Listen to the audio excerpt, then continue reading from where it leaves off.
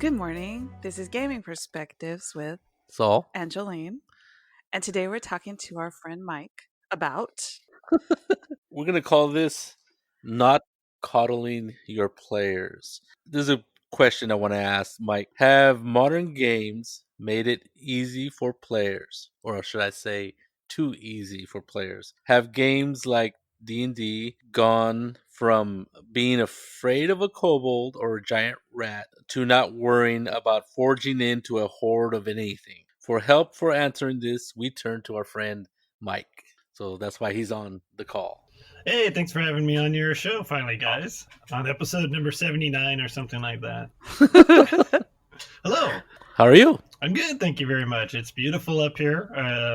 We're having a good time, and it's great. I love your show. It's been really wonderful to listen to you guys and see all the topics of conversation, and I'm really happy to be here. And I have opinions, so He has lots of opinions. Yeah, right. So, okay, so why do you say there's coddling of players? What does that mean to you?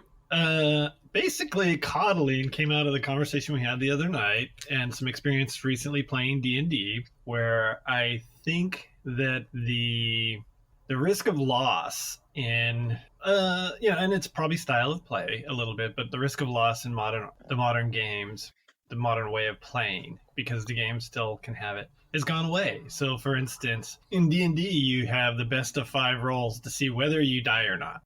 Is how I understand it. And this kind of came out in our recent Wednesday night game where my hobbit was literally swallowed by a garbage mound and was being digested. And I was kind of starting to consider, and I like my hobbit a lot. I mean, he is very cool. But I was starting to consider what the next character should look like. And I was unceremoniously expelled, if you will.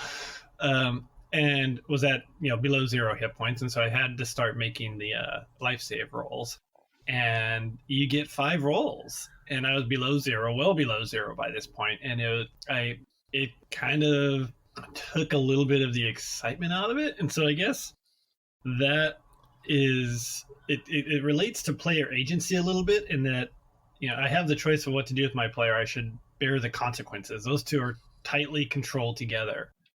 And I think that it's a style of play, but I think that it needs to be a little bit more sudden. It's like when you're a kid, and did you take your finger off the checker or not? It's like, once you move the piece, you move the piece.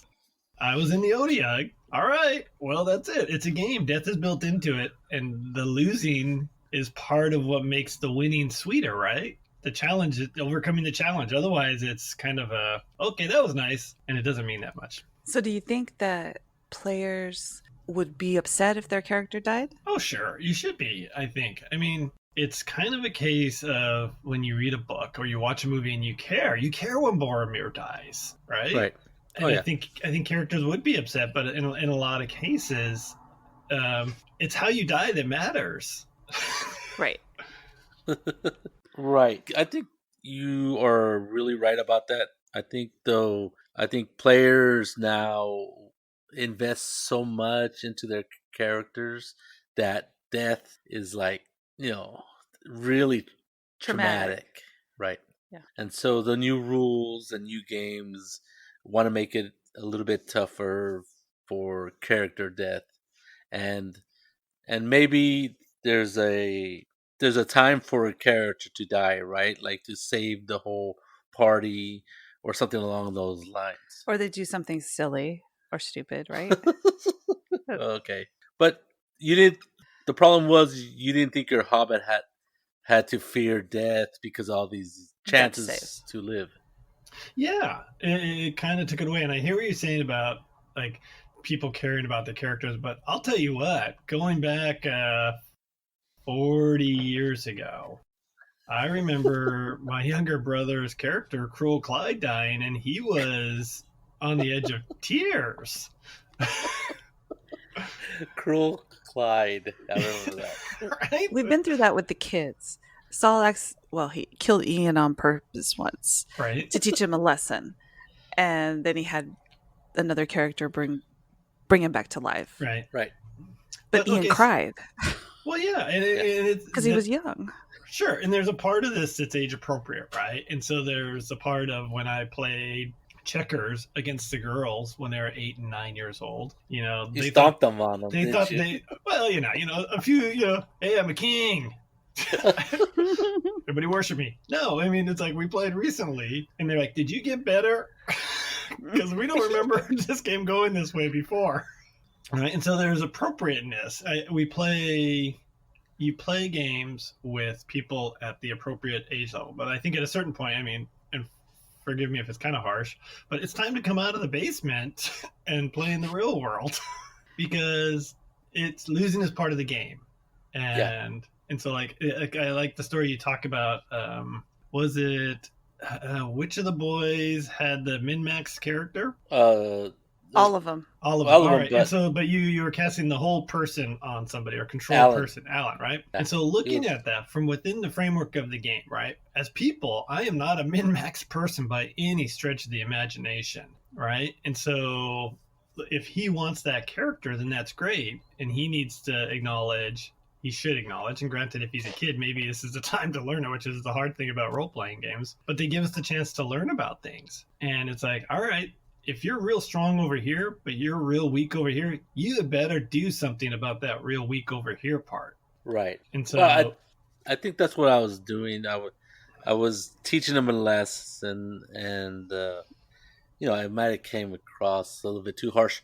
But what happened was there was no consequences. yeah, At least he didn't think there was consequences to his using that Minimax character where the wisdom was so low that it was a negative impact for his character. So when I was throwing a whole person, I was showing him there was a consequences for the character build, even though he may not have understood it at the time. But also, Mike and us have talked about the fact that if you do use a dump stat to get your other stats higher, then you should be able to play yes, that, right?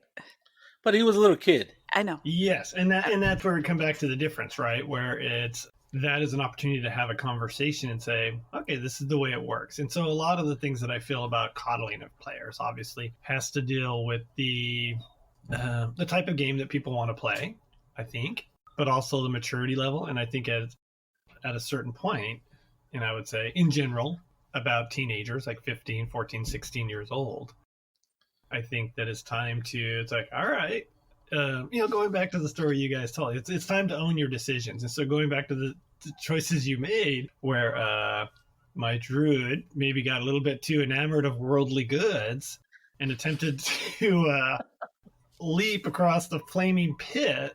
And I think your brother did a great job. He gave me a chance. I had 2 rolls to make it through the flames. Really and at the end of the day, I'm dead. And that was a very... That's so funny. It is. I mean, but again, it's the memory that I'm holding on to, and I probably have nightmares about sometimes. So I don't remember. Were you really upset about that?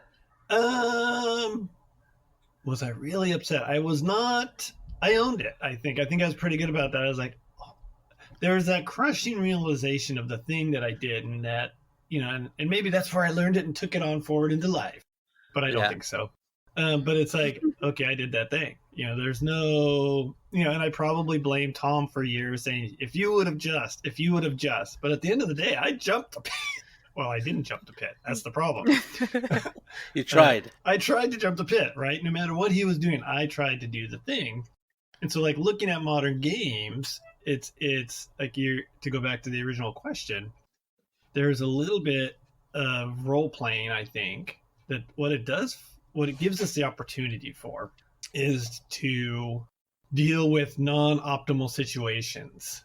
And I think in those situations in real life too, are often where the most amazing experiences come out of, like things that we weren't expecting. And my other true love is musicals, right? And so in Mamma Mia 2, there's the girl talks about it's the unexpected where the really, really, really cool stuff happens. And so, like, looking at generating a character, and this is going to be kind of ironic and maybe a little bit hypocritical because I do really like the GURPS point buy system. Right. And that you design your character, right? And everybody starts out with the same number of points. And so theoretically, all the characters are on par, equal, right? Yeah. Within D&D, I really like the this is real funny because I've been thinking about you a lot, Jolene. I like the roll your stats and build the best character you can out of what you roll. I like the 4d6 minus, and re-roll the ones method so that at least you get a decent character out of it, and leave the numbers where they are and come up with a character and play that character for a while. But you also said do away with the limits, like character limits, like characteristics. Like in the old days, you had to have a certain level of charisma to be a paladin. Yes. So you could have an ugly paladin, according to you. Yes, I agree with that, and I do. I always thought that was dumb. I mean, really. Yeah. It's like, I'm sorry, why do I have to have a 17 charisma to be a paladin? I mean, and that's one of the things that I like. Let people play who they want to play, and maybe you're not the most ideal stats for that class, but if you want to be that paladin and your best stat is whatever, okay, let's see how you play that. I mean, that's right. A role-playing opportunity, right? And that's where I guess I look at the other side of coddling is like in the difficulties are the opportunities to say, all right, I'm going to play this. I would have never chosen to play this, but I rolled a 3 charisma, so now I wear a cloak everywhere I go. And this is okay, we'll see how long this character lasts, and maybe that character doesn't last too long, but maybe I love it. So, well, we talked about this, obviously, about rolling characters up. And Mike says you should roll it and leave the stats as you go down.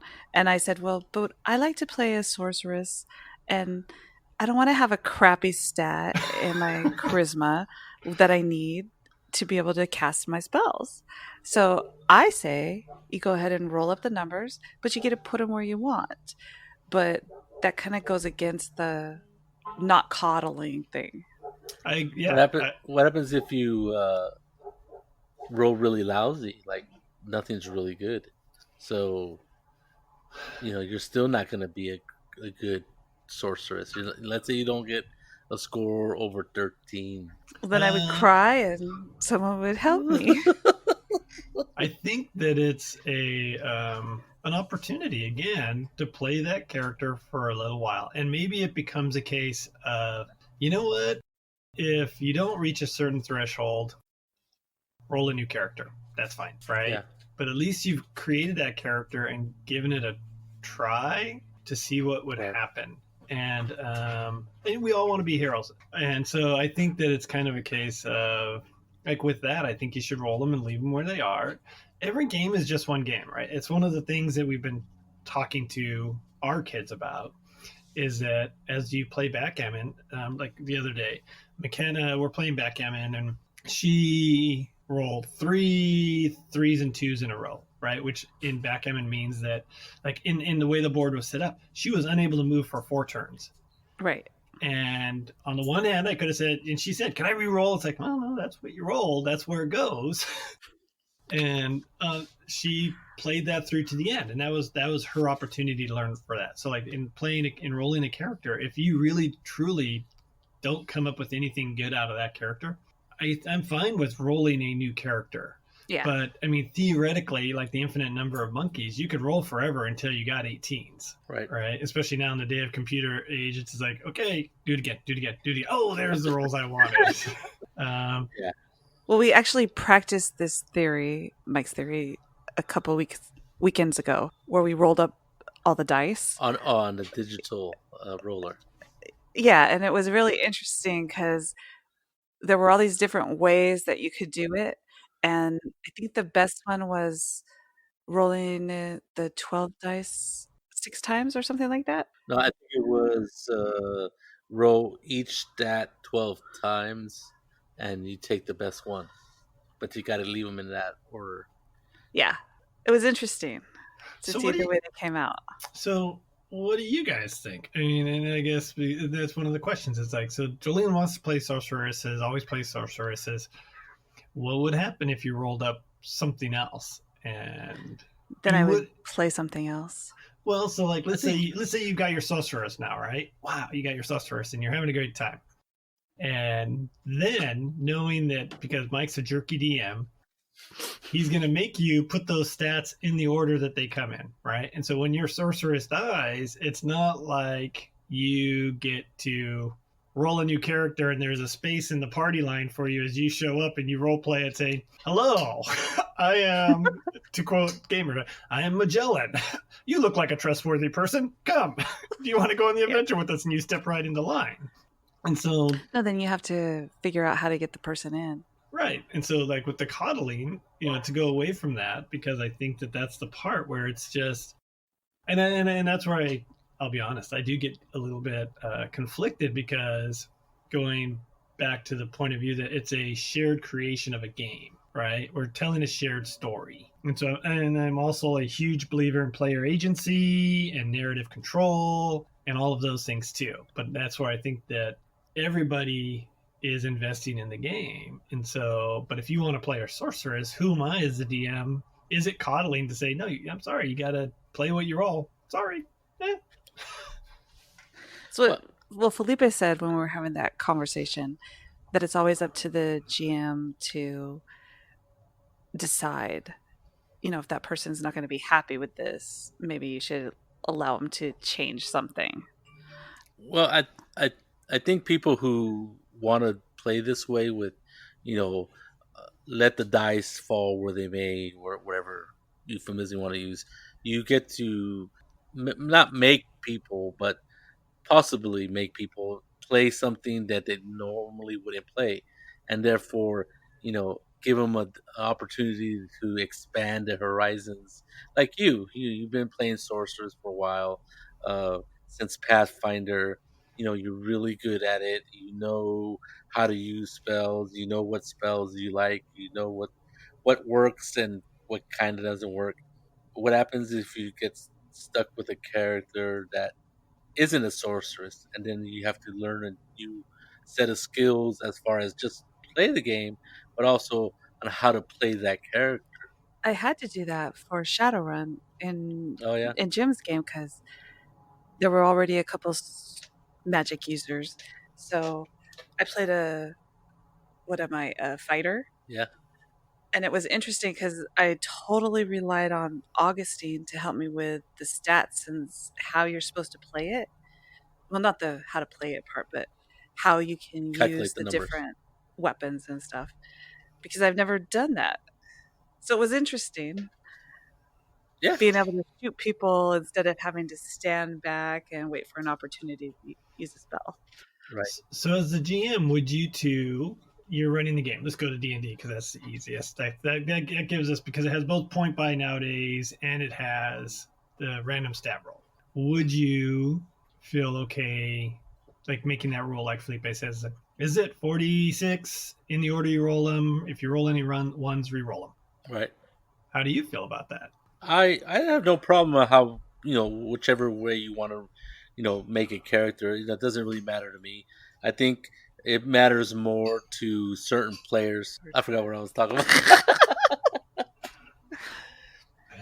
No, so I was talking about, it doesn't matter, how you want to roll or and all that stuff. I think what you want is maybe, push the boundaries of what players are comfortable with playing characters that they're normally don't play, and possibly give them a different experience in the game. So that's an interesting idea, but you should take into consideration who you're playing with. Because if you're playing with a bunch of murder hobos, they're not going to want to expand. But if you're playing with gamers who've been playing for 40 years and they're ready to go in a different direction or try something new, then that's a great idea. I don't know if it's a rude way to put it, but like, I am at heart a murder hobo. I just want to go into the dungeon and kill some, orcs and take their stuff with the idea that You do I want to play do. I that way? like that game. I Every once like in a the while. resource Yeah. management game. I think that all of that is part of the game. And as far as like, I think that min-maxing is enabled because of coddling the players, for want of a better term, right? If you get to build your guy exactly how you want it, that would not be an option if you had to roll randomly, right? Say, okay, here's what you got. Sorry, you got the guy. You don't have somebody looking over at somebody else's sheet and going, really, I've been sitting here with you next for 45 minutes, Mike, and intelligence should be your dump stat. Yeah. And so then it's a case of, all right, here's your character. We're all at session 0. We roll our characters, and there's the entertainment value of seeing how everybody rolls, right? Because there's a little bit of competitiveness that goes on there, and it's like, oh my god, I love Jolene's character rolls so much better. This is so unfair, and that becomes yes, I remember those right. Days. It becomes part of the story for that game. But I get the part where it's telling the shared story, and it's like if Jolene wants to be a sorceress, and that's what's going to make it fun for her. Maybe shifting the rules around is okay, right? And I could be convinced of that for somehow. I don't know. Yeah, I think that's a good point. If the player's not going to be happy doing it, then it might make it less fun of a game for everybody. Right. But also, I don't mind now expanding what I play. Although I love playing the sorceress in D&D and Shadowrun. Because I do feel comfortable standing back, and maybe it's because I play with the boys. They like to go forward, except for Ian. He likes to stay back. Right. But they like to go forward and engage. And I like to stand back and save them if I need to, or which I don't usually in Shadowrun because they're too powerful. But every once in a while I get to do things like throw a fireball and accidentally burn down a market. So you get to do the thing that you love to do in the game. Right. So are you basically playing then the same persona every game? For when I play with the boys, a lot of times I am, because I'm the one that if they're getting too rambunctious and trying to kill everything, I try to pull them back. But if they're trying to decide if they really want to do something or go save that person or should they go after the money, then I'll just walk straight forward and know that they're going to follow me to keep me from dying. So they know that you're princess whatever in every game. Yeah. Well, with the boys, and now I'm trying to change that a little bit. Now that I've played in Jim's game, playing the fighter, and after all these discussions with you guys, I can see the need to expand my horizons. What's the name of the Celtic, the Irish queen or whatever that was really vicious and like she was just like, Morgan. Yeah, don't you ever want to just like show up to the game? And they're expecting Princess Guinevere, and suddenly Morgan comes out. It's like, what? She's a warrior goddess, so that'll be All right, so we know that you don't want to coddle the players, and we know why you think that. So, how do we stop coddling players? All right, I have theories. Okay. I think you let the dice fall where they may. And that really, it's a game of chance. Are you talking about like just their stats, or are you talking about rolling attack dice out in the open instead of behind the screen? Yes. Yeah, I think with roll the attack dice out in the open. I think that so like part of player agency is that you make decisions for your own characters, and those decisions have consequences. And you have enough information to make those decisions. And this is all from a website that I went to recently, and I was reading it. So this is not my own thing, but it's out there. If you look up Player Agency, it's an excellent article. Very long, but I really liked it. And so I think that it's in rolling, all attack rolls are made out in the open, with the exception, of course, is like, well, maybe not even with the exception of like where your creature, monster, your adversary has bonuses the characters don't know about, right? So, hey, you rolled a 7, he hits you. What? Right? And so that tells you a lot right there.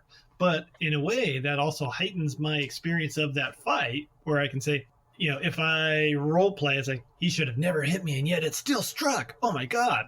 So not doing the classic setup in a dungeon or an adventure where it's like, oh, we're at level 1. Okay, level 1, kobolds, giant rats, and sturges. Everybody off. So I think, yeah, you take away, you put the stuff out there, you give the players enough information. The quote I saw, also another one that I found was like, you don't have to mess with players. You give them enough rope, and they'll either build a rope bridge or they'll hang themselves. That is so true. Right? And so it's just like, all right. Right? And like Saul, your story about the dragon, and did it ever occur to you not to go fight the dragon? No, it didn't. I mean, it was weird because, like, I was like, why would you put something in front of us that we couldn't defeat? Right? And that's always been my play style, both as a player and a GM. So and that comes from this idea of the balanced foe, the balanced enemy, being able to set the encounter with the along the lines of the level of the players or what they could handle, and that's is kind of silly, right? Because as you advance, at first level you're only dealing with rats and kobolds. The second level, goblins, maybe an orc, and then as you go up in levels, you're only going to encounter stuff that's level appropriate for you. You're never gonna at fifth level. You're never gonna encounter a dragon. uh, Maybe you encounter some rats to annoy them. This is not even worth the experience points. That's 1/10 experience points, another 1/10 experience point, and so you really upset the players with that kind of useless cannon fodder because they don't get experience. I mean, back in the old Mm-hmm. days, so that's always been the way I play games and ran Mm-hmm. games. So my players, really they don't fear death, though I guess sometimes they actually get worried. Yeah. Hello. But I didn't sense it Right. Right. when I was running. It seemed to me like you guys were just like, we don't care what it is, we're gonna go after it. And it's true in a way, although we're pretty good at when dragons are around, we tend to turn around and walk away. I don't think so. That last dragon, I kept trying to convince people we don't want to go in there. Let's not do So that. okay, so what do you know in that game? What does your character know about dragons? What is the mythos of dragons in that game? This D and In D. whatever game that Jolene's talking about, like, hey, the dragon's over there. You know what? Oh, Well, it's actually, remember the third edition game that Saul ran for you guys in Uh-huh. Salinas, the Mm-hmm. Cormir, where there with the red dragon had killed the mythos of him and the king had fought. Did the he killed the Right. king? yeah, they killed each other. So in the new game with the boys, we're in that land and we're up where Fort Flint is, right? Yeah, it's like 20 years later. Yeah. And there's this dragon in a cave. Right. He's a baby dragon, or No, he was full grown. oh, he was full grown, but was he red? So we knew we had all these ideas, and I had grown up in the court of the king in Cormyr, so I knew a lot about dragons. I was a battle mage, and I'm trying to keep these guys from going into this cave. Right. Right. And they wouldn't listen. Okay. And then they tried to steal stuff. Yes, that was Steve, the dad Sure. of the boys, who was I guess he's a rogue at the time, and Jolene goes, "Don't go into the cave," right? So he goes into the cave, and Nobody then ever listens she's, to me. and so I think Alan went Alan too, went and got the boots out right, of the dragon's hoard. right, and Steve goes, "Well, they were like running around the horde trying to find something valuable." So at one point, the dragon sees them and starts chasing them, Right. and they're way not high enough level to deal with this guy Okay. because he's an ancient dragon. Right.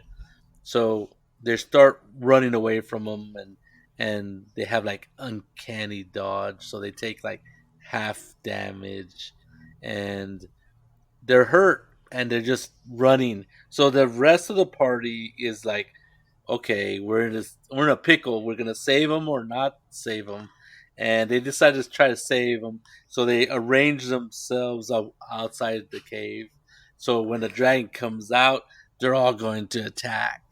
Which is a really bad plan. Which was really bad because it was suicide. They weren't high enough level to deal with this Right. guy, and it was my way. It was a game thing where the dragon couldn't leave the cave, and it was a way of transporting them to a different part of the world. So as they ran out, a gate opened, and the two characters went through, and the rest of the party who was waiting to attack the dragon and save them are like, well, do we follow them or not? So then they jumped through the gate, and I got them 3,000 miles away to where I wanted them to be. So that's all that encounter was about. Was that all And pre-planned, or is that you going, I don't want to kill all these guys? No, I think he pre-planned it. So you had the gate. My plan planned. was You had the gate planned. Okay. Yes, my plan was there was a gate was going to open there, and and that's what it was. But I didn't think they would go in because I made it definitely. I made it known to them that I'm like, this guy's huge. He's old, cranky, and there's no way you're gonna talk your way out of not him of him not eating you, especially when you're stealing his stuff. But the two characters went in anyway. So going back to player agency at that point, they made their own decision. They knew that there would be consequences of their decisions, right? And I don't know. I think I had coddled them quite a bit, so they were thinking that like I was thinking when I was in that game with Sip was running with that dragon, thinking he wouldn't put something in front of us that we couldn't defeat. That was the word, and I think they had the same similar ideas because even Jolene and Catherine were going, well, I don't think that's a good idea going there. They're like, okay, and they went in anyway. Okay, so did they succeed at what they were trying to do? Okay. Yes, they got the some gold coins and the boots of jumping or something. Yeah, I think now theoretically, going with the consequences part of that. So you didn't. They succeeded at their roles though of avoiding the dragon fire and whatnot. Though you tried to kill them, right? For instance, I didn't try to kill them. I just threw the breath weapon, knowing that if they failed their role, they were probably and that's what I'm saying. Because the dragon, I did damage them quite a bit. Playing the dragon, you didn't fall back and go, I'm gonna, it's like, honestly, it's like my parenting style. No, really, next time I'm gonna take that book away from you if you're up late. Sure, Dad. One more chapter. Exactly. Right. And so, like, there's natural consequences there, and I think that that's part of it. I mean, and I think that they had the chances, right? They had to make the rolls. Otherwise, they would have got fried. And that's the natural consequence. I think that's part of it is in parenting, right? We call it natural consequences. And I think in gaming, there should be natural consequences. It's like, so they go and mess with the dragon. You had this other thing. So there's a chance. Yes, there's the chance to die. And it could happen, right? And it's like, okay, well. What's funny is that once they made the roll and they took half damage, and it might have been even like a quarter damage because some of these guys have all kinds of skills. And so they're like, man, we could have died because they took half damage and it still was like 75% of their hit points. So if they had missed the roll, they would have been crispy critters, right? There's no way. And exactly. And so that's that taking the coddling out of it, going back to your question about how do we get rid of it, is let the dice roll, play the monster smart and have them fight. But I mean, part of playing the monster smart too, I think, is also don't have them fight to the death all the time, right? Why, if an orc takes half damage, in old wargaming terms, that was a morale check, right? We're running away. We're done. See ya. Right? And it's like, oh, hey, it's like, I don't have to kill the monster to get him to run away. And so I think that's, you let the dice fall where they may. You have a little bit of randomness in the creation of the character. I think that, failure is an option. If you and I have vivid memories, and so you must have had to say it to us a lot about, okay, is that really what you do? That's his number one Right? saying. It's like, okay, you just, Mike, really? Is that what you're going to do in this situation? Yes. Yes, I am. And so I roll a new character. Or within the game frame, right? It's a case of, how does the story develop? And so then it becomes a case of maybe the orcs take me down, but it's as valuable for them to hold me hostage for ransom as it is for anything else. And so, like, we watched Swiss Family Robinson yesterday at our house. And that is a role playing game if ever there was one. They shipwreck on an island and they turn that thing into the really cool treehouse, right? Yeah. And this movie is made in 1960, and so it shows its age a little bit, but not terribly.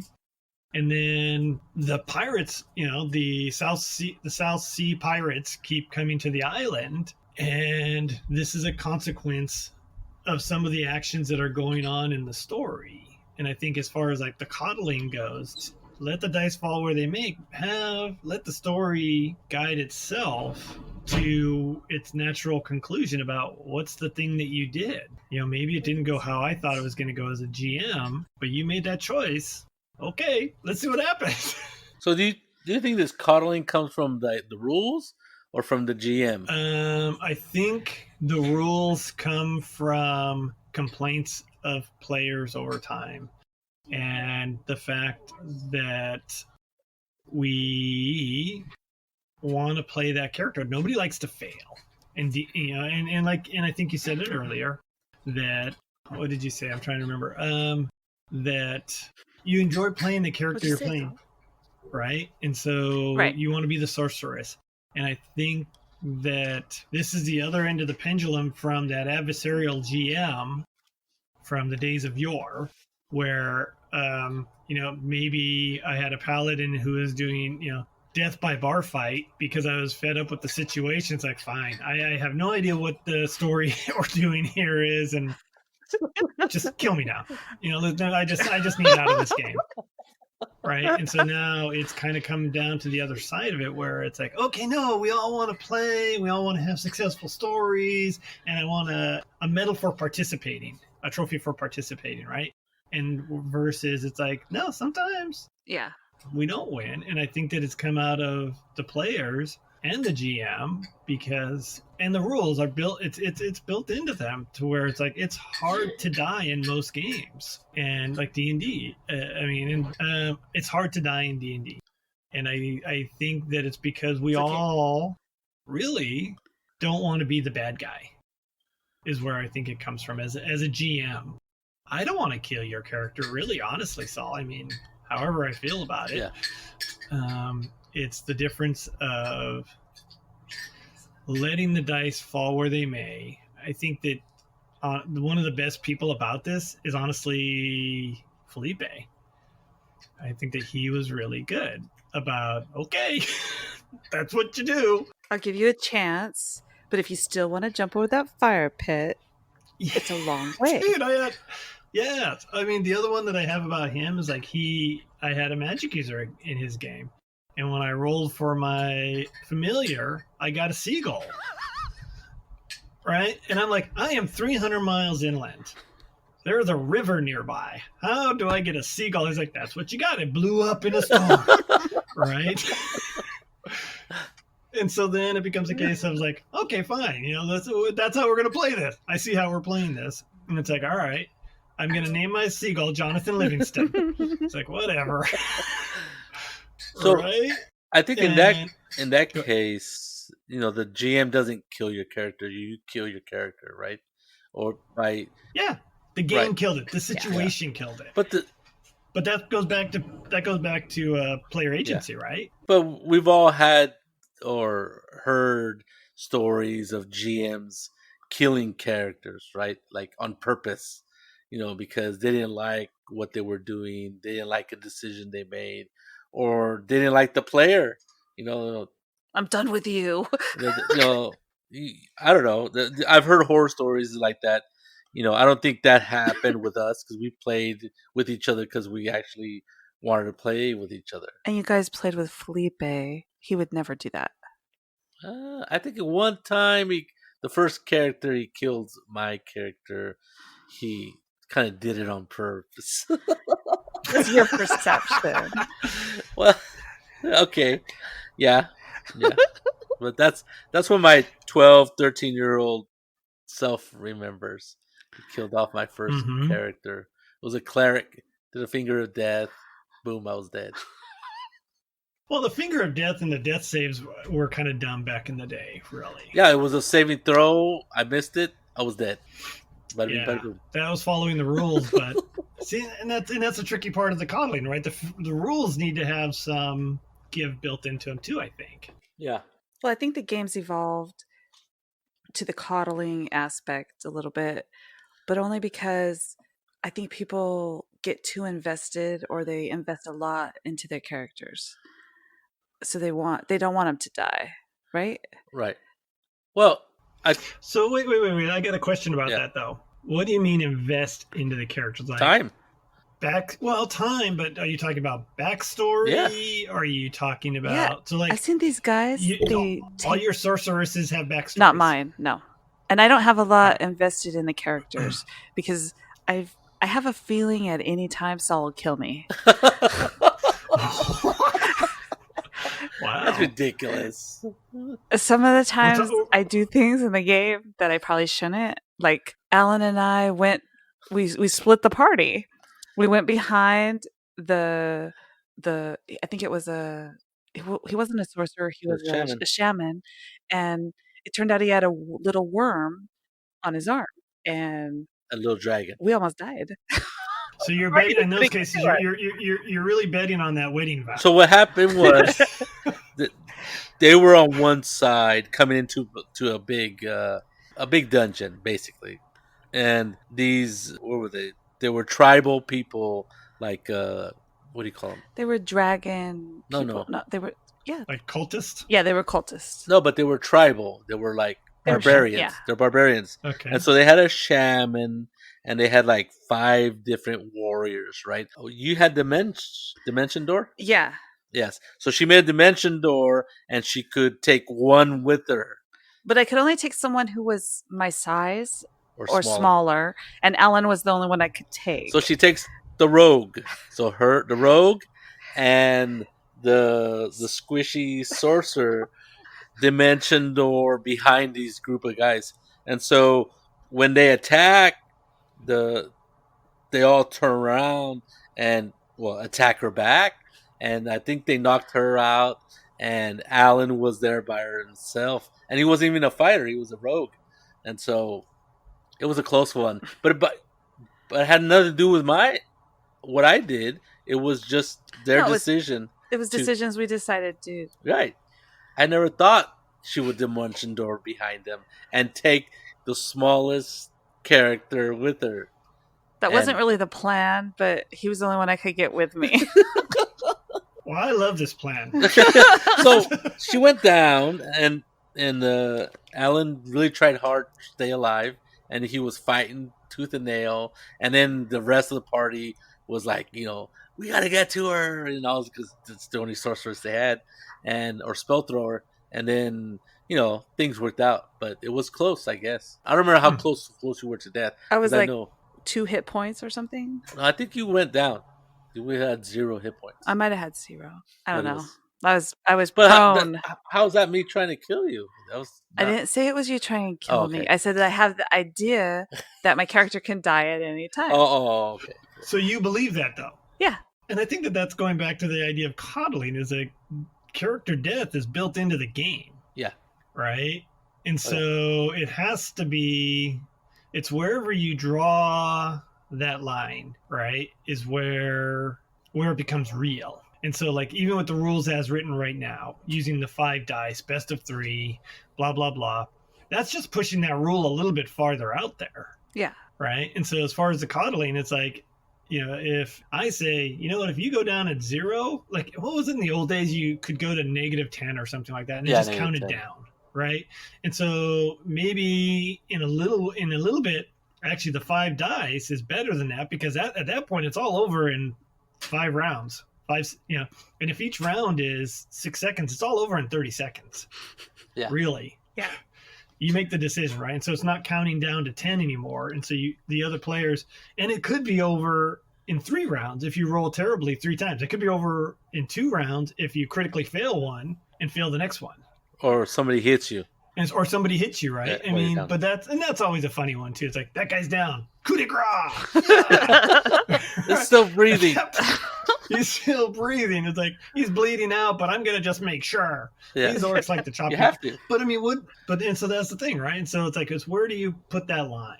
And it's how does the GM play the characters, play the bad guys, yeah, the bad guys, right? And so for me, that is the part about fixing it, is playing the bad guys like they're guys, like they're people.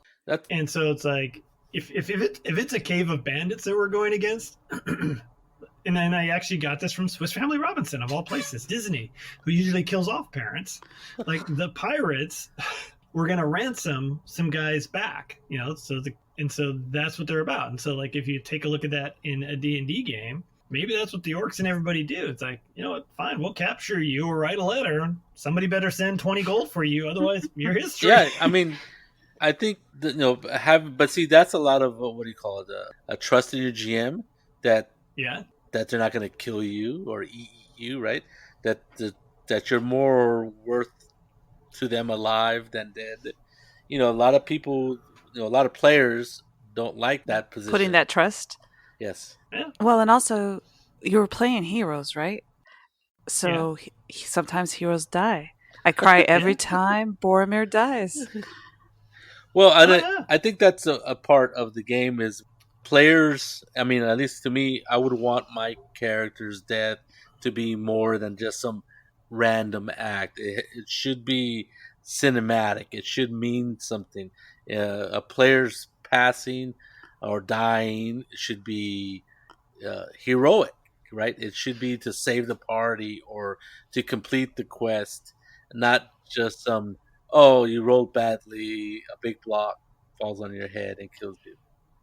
So the funny thing is, like, going back to what you just said, you said the player's death. It's not the player's death. It's the character. I mean, character. Right? but I Thank mean, you for the distinction. Right? It's like, sorry, Mike. You're going to fill that chair next week. Your character dies. You will die. But going with, like, within the game world, it's a case of within the game world. Yeah. It's yes, and I see what you want. You want death to be meaningful within the story, because that's what we read about. You know, if Little John died in Robin Hood, we would care. If Will Scarlet died, we would care. But there's got to be like 29 guys in that band that are just another guy in tights, right? Who, until they make a name for themselves, who knows? If a first level character dies, it's another first level character. Right. Right. And that's, I think, the thing about it is, to make it meaningful, right? It's one of the things that you guys mentioned and I like about some of the rules now. It's like, how do you want to do this? You know, when you kill somebody, right, how do you want it to look? When you critical fail, how do you want it to look? When my guy dies, how do I want it to look? What do I do? How do I die? You know, and that gives me a chance. Let's say I am on my 3rd character this month, because every week something happens, and a kobold gets a crit and right through the vitals, and it's like, how are you gonna die this time? I'm like, oh, really, again? It's like, so you. And so I think that there's a list that the party keeps of the names, but I think that the death has to be an option, and maybe too much death cheapens death. Yeah. Right. That I don't get too attached to my character until 2nd or 3rd level. That's I don't true. think another part of this. I don't think that people, granted it's the games they want to play, I don't think you should start at higher levels. What is the history of the character at the lower level? Yeah. It's the story of adventuring. I mean, we talk to people and they go, well, I don't think characters are interesting until 3rd or 5th level. In fact, Phil said that. Is that Phil? Yeah. He said, I started them at 3rd because that's when boring. They can start to do stuff. Yes. Yeah. But right? that's one way to do it, right? I mean, you guys don't agree, but it's valid, okay. Right? It's a different DMing choice. Yeah. It's a different gaming choice. For me, it's a case of. But it's like we played Paladin, and Charlemagne was knocked off his horse, you guys all rushed, and you were like first level or whatever. Yeah, we're squires. Yeah, We're not even there was knights. no question. You all And just we'd went. seen that horse die. Henry, he We bought it knew, right we away. knew, we knew it was real. That The table was horse is worth deadly. more than I am. Easy. He has like 5 hit dice. We Okay. knew Jolene would kill us, but we rushed into the fight anyway. Yeah. I didn't even think about it. You're right. But that's you're playing heroes. You're Right. squires, but you're still heroes. Trying to be. Yeah. Yeah, that's the thing. We're trying to be, and that's what a first level character is, right? Is somebody who wants to be a hero. I don't want to be an accountant or a grocery clerk at the local inn or something like that. I'm gonna go out into the dungeon and I'm gonna fight those giant rats, and we'll see what happens. And maybe I become the story. What happened to the last line cook? Well, Funny you should say that. huh. Ultimately, what do you want to do or hope by not coddling your players? We kind of danced around that a little bit. What I want, and it's funny because my least favorite thing about gaming is people who play D&D, the accountant game, right? Where you go through the dungeon and you order every room. Okay, everybody get together. This is what we're going to do. Buy the numbers, people. Buy the numbers. And I'm not going to, wow, those orcs have this. I want somebody to kick in the door, right, and rush through the temple and save the princess, knowing that along the way they could die and that they could fail, and that the story of this adventure will be, hey, remember when we did the Temple of Elemental ground cover and the basil monster got all of us, and we all went down? It's like, yep, TPK. It's like, what is so bad about that?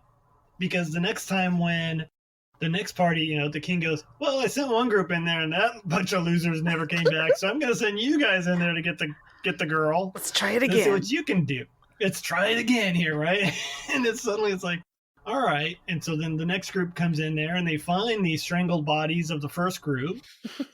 And the story goes on, and we let go of the idea of the story is to go quietly into the night, that I'm going to succeed every time, that there is something inherently, I make my character a hero. My character has not rolled a hero or created a hero. And that he's a hero because he justifiably survived long enough to become a hero.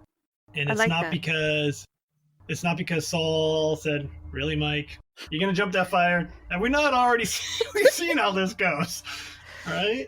Right. And then I've played my character to the full, and it's like, I didn't go quietly into the night. I was dumb, and my first level magic user probably should not have charged that party of goblins. By himself. That's what I'm after. Yeah. I like that. It's an interesting idea. I don't know that everybody will run with it, but some of us will. Awesome. Well, we'll see how it goes. Yeah. And if people don't like it, one of the things that, we all have the choice of the games we play, but we only have so much time. But try something, roll the dice, move your mice, and live large. I think what you also seem to be wanting is probably smarter playing by the players. Think about things before you act.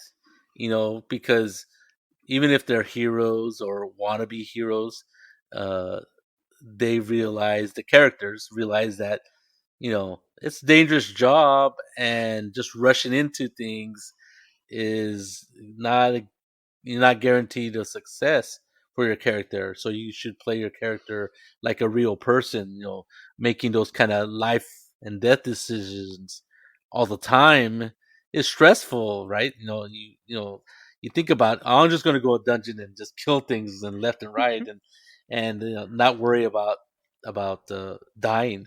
And unfortunately, we're dealing with this COVID-19, and people are stressed out about it, right? It's about you going to the store, somebody might sneeze on you, and that's just going to a store. You're not even going to a dungeon and fighting something that wants to desperately protect their gold, and will fight you tooth and nail to prevent you from taking it. So that's pretty Right? stressful. And people who make that kind of decision to go down in there are like desperate, or they have to have a reason for being there and wanting to do that kind of thing. Yeah, that's a whole other conversation that I really like the idea in that article. The guy was talking about what is my motivation Oh, for going to the actor. dungeon. There has to be a reason. But I mean, going back to the coddling, it's like, all right, so why did you do this? And okay, it could go badly for you. What would make you accept that? I think if you don't babysit them or like with your GM hand, your players will play smarter, and whatever they accomplish will probably Mean feel more. be more meaningful. It's a great idea, Michael. Yes, I look forward to your next game.